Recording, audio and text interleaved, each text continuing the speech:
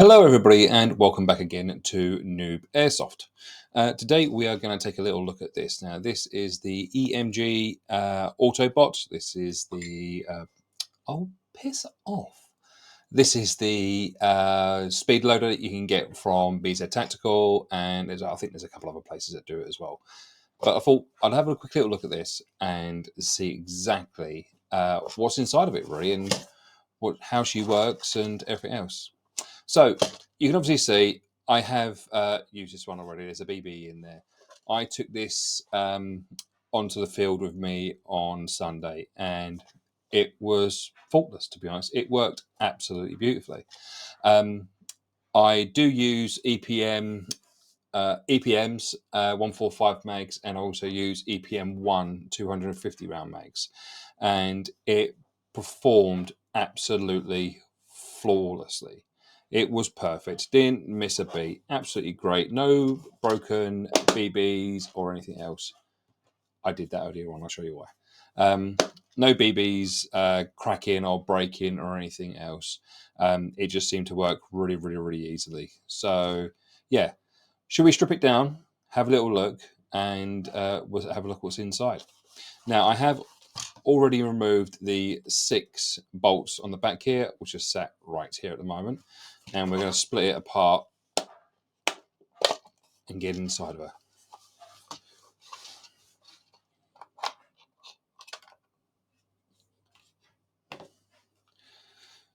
So, first look on the inside.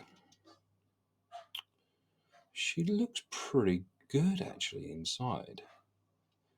So there's a little agitator here. Now, I have produced in the past these sort of speed loaders. You can 3D print these. I've produced those in the past, and one thing they don't have inside is that it's a little agitator. So you probably see a little bar right there, and that moves backwards and forwards and agitates the BBs. One of the big problems with the other loaders that I do is they don't have that agitator, and you get almost like a bridge of BBs built up right where the funnel is. And they just don't load. You have to keep shaking the box or get your fingers in there and things like that. Bit of a pain, but this seems to work really, really well, really simple. It is a very, very simple electronically design.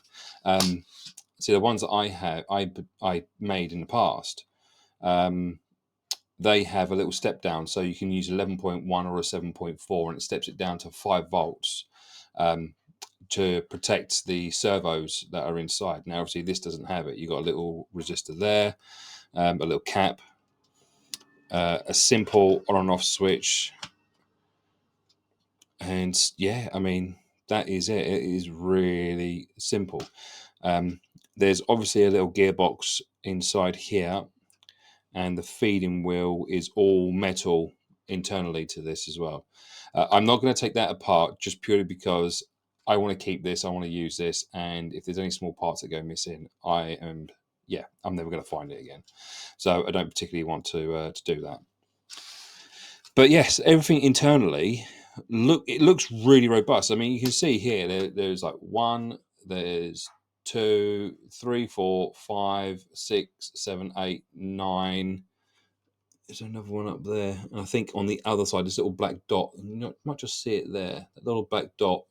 There may be a screw on the other side of that, holding it in as well. So everything's really well screwed together. So there's no chance, of the as the motor is spinning, it's starting to really work hard and pushing those last, sort of 30 BBs up into the mag. There's no chance of the gearbox separating or twisting or buckling. It's really, really solid design.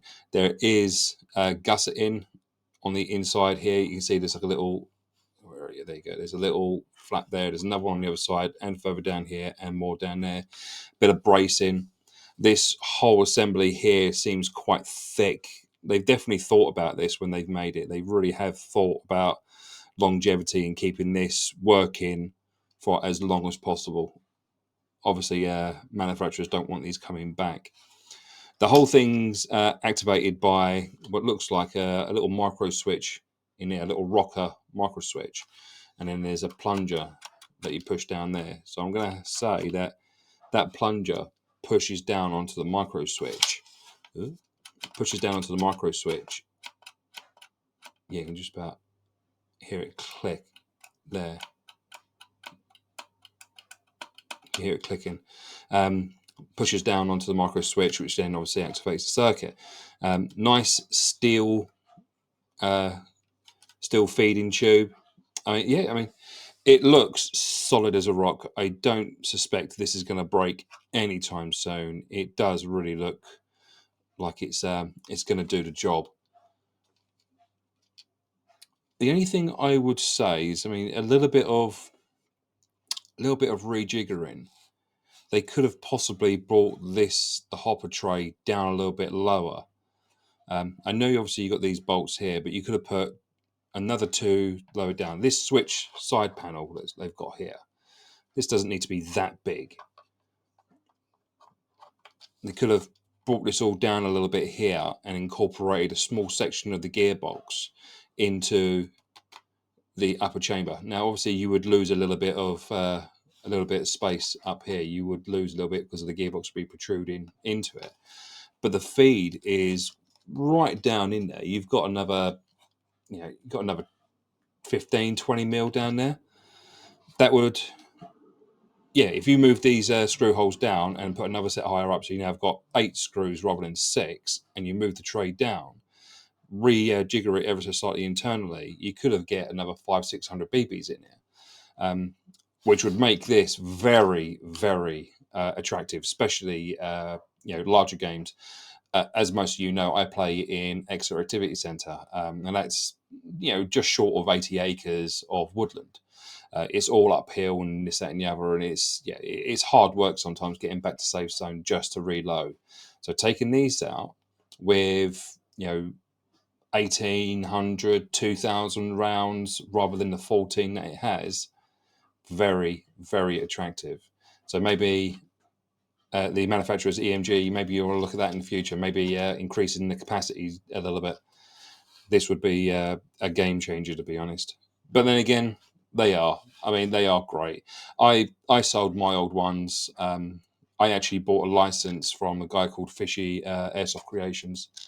I bought a license from him. I think it was that one. I can't remember if it was that one or it was another one. There was two. I made one for myself, and then I bought a license for another. I can't remember which one it was now, but I believe it was Fishy's Airsoft Creations.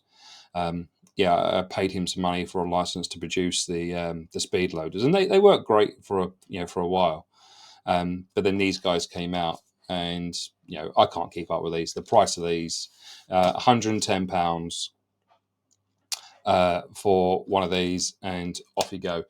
The only downside I can see for these is the batteries. Now, I don't actually have the battery for this. Obviously, it runs on a Dean's. It's an 11.1, or it takes an 11.1 or a 7.4 or a 9.1 or whatever you want to use. But I think they're designed to use an 11.1. Now, BZ Tactical, where I bought this one from, they do sell a Rebel 11.1. I believe it's 600 milliamp hour battery for this. It's very small, just sits in the box. See where this part is here. It just kind of sits in this little space here for it. They are, I think, 15, 20 quid, something like that for the battery. I didn't buy one. I thought, I'll just it takes a LiPo, or stick a LiPo in it, not realizing that area was so small for the battery. Now, I know obviously if we're talking about moving that tray down, it wouldn't quite work. But if you are going to rejigger the gearbox ever so slightly, it's not the end of the world to possibly make the tray go through sideways. Or lower down, move the motor around slightly, and stick the battery in across here, just to give it a little bit more wiggle room. Do I have it out here, or did I put it back in my box? I believe I've put it back in my box. So obviously you can't use anything big like this. They're not just going to, this just does not fit. You can't fit in here any way, shape or form. It's not going to happen.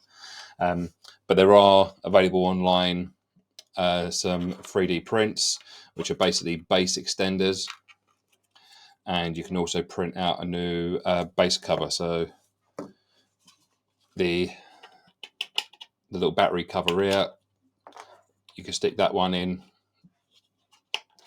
It gives you a little space for the battery to come out, the cable to come out, and then the whole base sits over the bottom, and you can just about shoehorn one of these guys in at a bit of an angle. It does fit. I had it run at the weekend. Doesn't look like it, but it does. But yeah, no, they are really, really, really good. Worth bits. Worth getting, should I say? Worth. Oh, I can't speak. Bits of kit worth getting.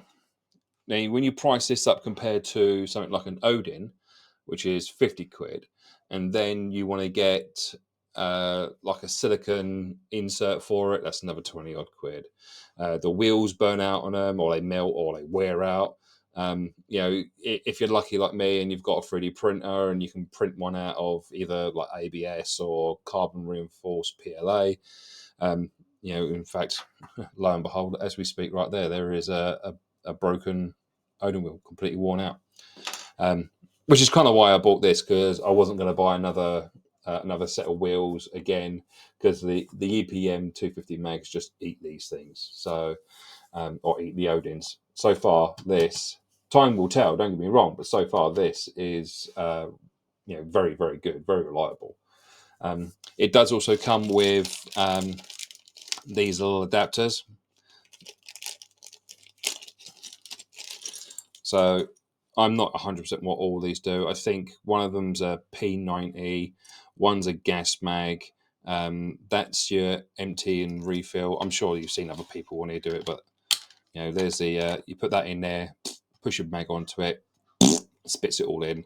And I think other people stick them on there as well for filling up. I personally don't. I just stick it over the whole thing and it goes. So that's your fill and empty sort of thing. What's this one? Not got Scooby Doo. Isn't it extension or something like that? Maybe. I don't know. Yeah. One of these two. Don't ask me which one. I haven't used them. I probably never will. But one of these two is for pistol mags or gas blowback mags. Yeah, I mean, it does also have one thing I will say I haven't mentioned yet. There's a little grub screw just there. You can just see the hole. There's a little grub screw there. So if you do have something like this and you are solely using it for gas mags or whatever, off it goes. So now I've waffled on for a little bit. I'm going to stick this back together. It is really, really simple. I'm going to take that cover off the back there because we need to get the battery through first. Battery through. Make sure the switch is located. That slides down. She's all in there. You have to make sure it's all the clamshell sort of lines up and locks in. I will put these all together and show you filling up one of my EPMs.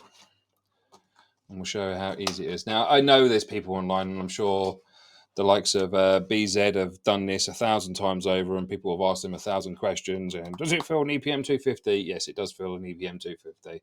Does it struggle? Ever so slightly. It slows down a little bit, but then again, those mags are horrible things to fill up. They will break most things. I have been reluctant to use them purely because Luke from Bristol Based Airsoft is a bit of a bud, and he has said that they put excessive pressure on the hop units because of the force of those BBs being pushed up by that really strong spring.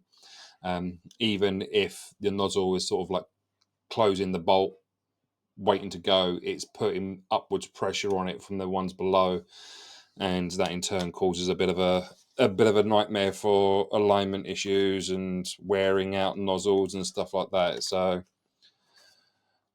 I've reluctant to use them, but now I'm using stainless steel, Silent Industries nozzles and things like that.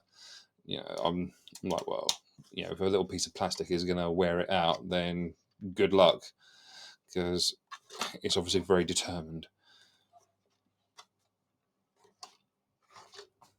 So let's get this last one in.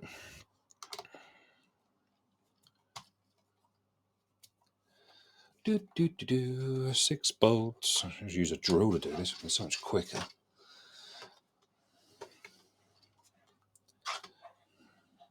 So that is it. It is that simple and that easy. Let's find some bubbers and get those in, and we can start testing this little baby. All right.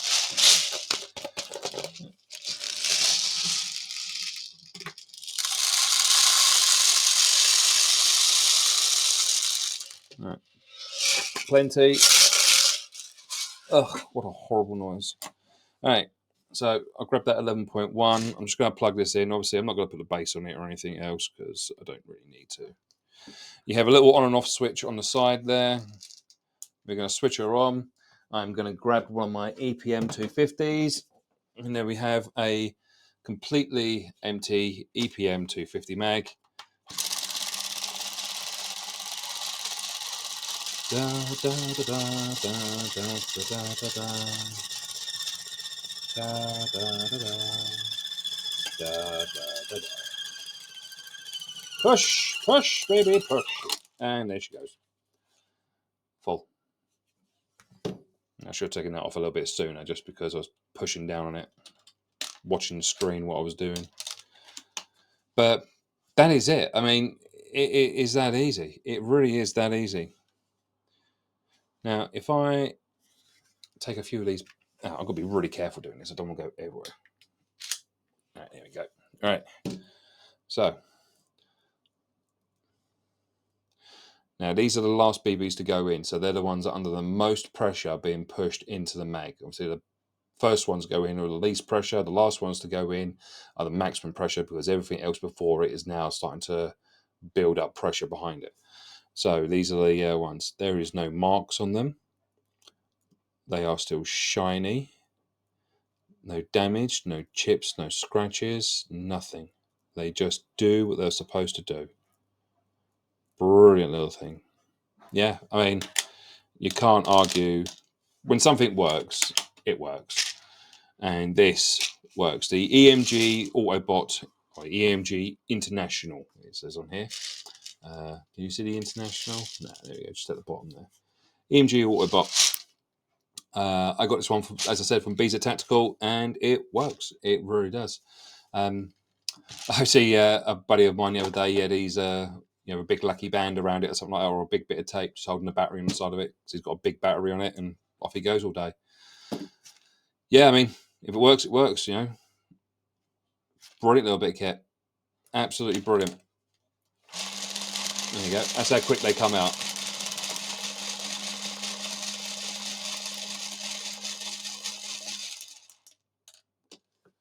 Yeah, it's pretty quick, isn't it?